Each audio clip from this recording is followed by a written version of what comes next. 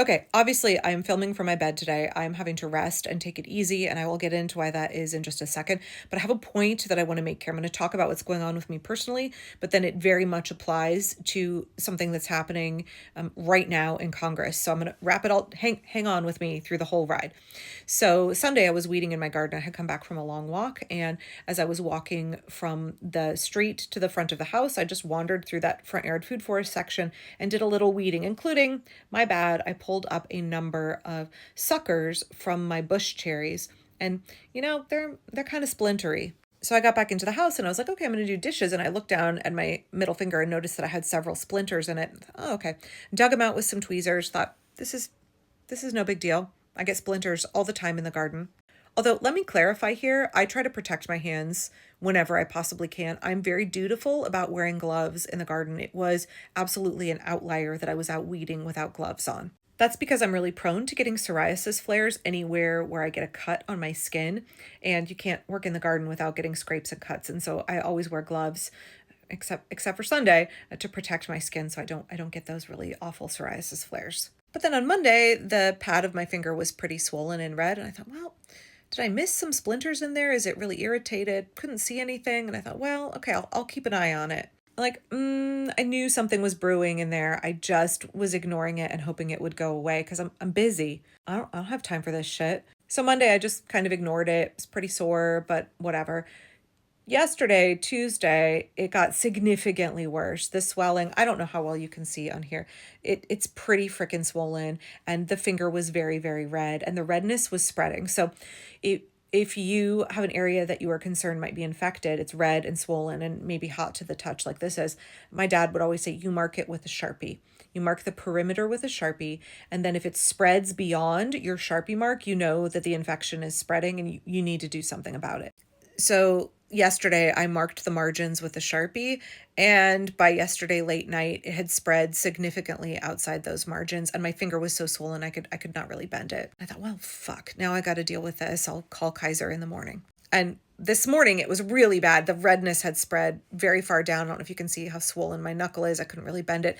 And then even worse, I noticed, forgive having to look at my underarm, I noticed that there was a red circle basically on the inside of my elbow. And then about an hour and a half later, another red area, which again, I've marked with Sharpie.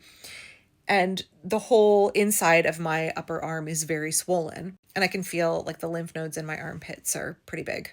So obviously, I couldn't be in denial anymore. I obviously need medical attention. And so I called Kaiser at 6 a.m.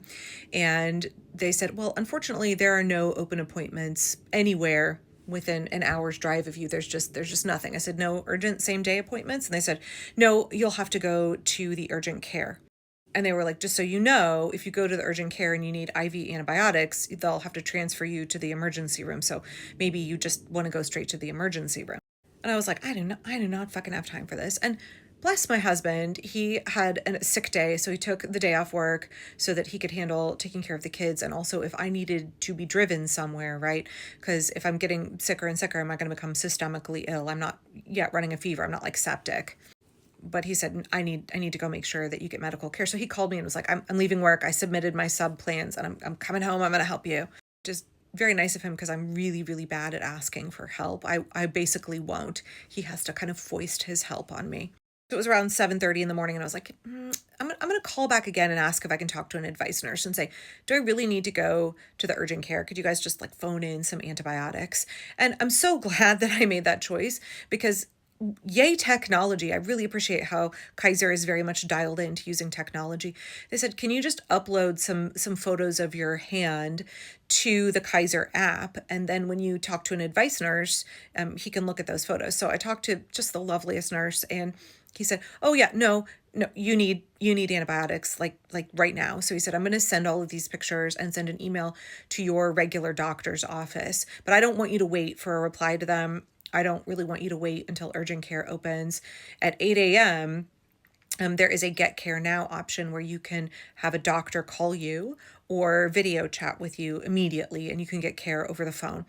And so he said the pictures should be good enough. He took really good, really detailed pictures and a doctor's going to call you. He said, but I want you at 8 a.m. to be the first person in line logging on for the Get Care Now option. He was like, don't fuck around. Be there at 8 a.m. when it opens. Get in line. I had to wait 9 minutes. Only 9 minutes. And a doctor called me and he looked at the photos I sent in and he was like, no, girlfriend, you need antibiotics immediately.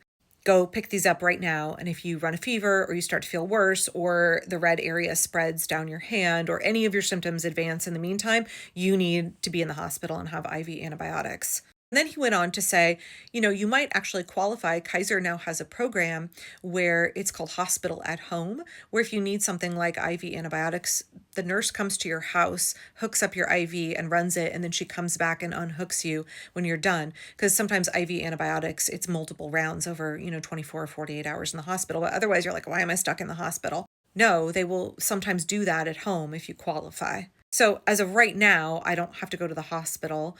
I've started taking oral antibiotics, but it hasn't been long enough for them to really kick in. So I have noticed that the redness is still spreading farther down my finger, and it's getting really difficult to move my finger. The pressure on it is pretty whopper, and my knuckle and my fingernail are turning purple. Sorry if that's TMI. But the whole point in me talking about this is not to say this is my tale of woe, or it's not even really to say protect your hands when you're gardening. Right now, today, Congress is trying to cut $880 billion from Medicaid. And guess what? They're also trying to sneak in $500 billion of cuts to Medicare for our seniors. All of that, they're trying to cut all of that healthcare access so that the super rich can get a tax break for the next 10 years. And I am a big proponent of healthcare for all. I am a big proponent of doing away with for-profit healthcare in general. I talked about that extensively back when everything was going down on social media about Mario's brother. But I believe healthcare is a human right. I support healthcare for all in Oregon and across the nation. I have Kaiser, which is attached to my husband's work. And Kaiser is a non-profit healthcare company. It's actually like a complicated conglomerate where the hospitals are for profit, but your healthcare plan itself is not for profit. And that makes a huge difference in what kind of care you get, how they manage costs, because the goal is providing good care to the people who are enrolled. It's not about making a profit for the CEOs.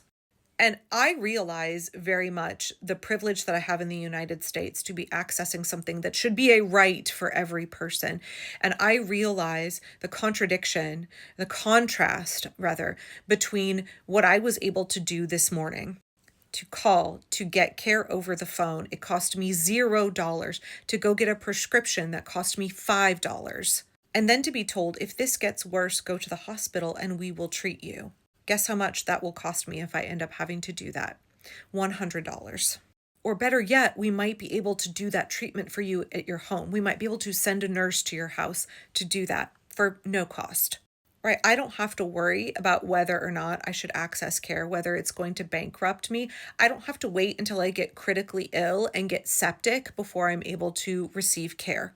And just that stark contrast between what my experience was and the fact that millions of Americans are most vulnerable, disabled folks, little kids, pregnant people, the elderly, people in poverty, they are about to have their healthcare yanked out from underneath them so that the richest people in this country can get tax breaks. Our healthcare system is so unbelievably broken. And yet we have models like Kaiser, which has its flaws, but is light years better than anything else this country has to offer. And we have countries all over the world that have very successful single-payer, healthcare for all, nonprofit healthcare systems.